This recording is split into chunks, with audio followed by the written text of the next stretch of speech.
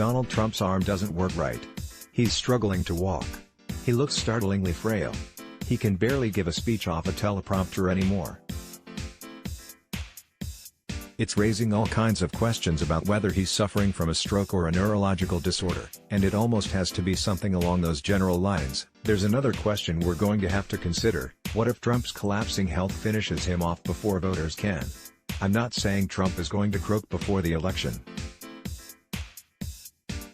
because he's gone to such severe lengths to cover up his health.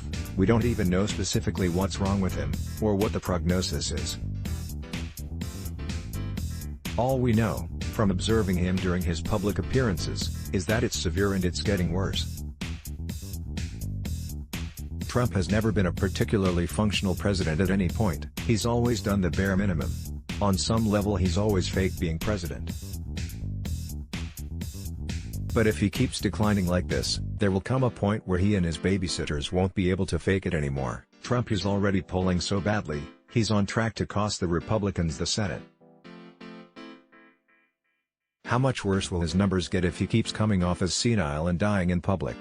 Mitch McConnell surely has a threshold at which he'll decide to pressure Donald Trump into not seeking re-election. Mike Pence surely has a threshold at which he'll decide to pull the plug with the 25th Amendment. We don't have any way of knowing if either of those thresholds will be reached before Election Day, but if Trump keeps behaving like this in public, we just might find out. Even as we continue to work hard to finish Donald Trump off in November, we now have to consider at least the remote possibility that Trump's collapsing health will have taken him out of the 2020 race by then, and that we'll be facing Pence or some other Republican in November. It's too early to start game planning for that scenario just yet. But it's something to keep in the backs of our minds if Trump keeps coming off like senile dying man in public.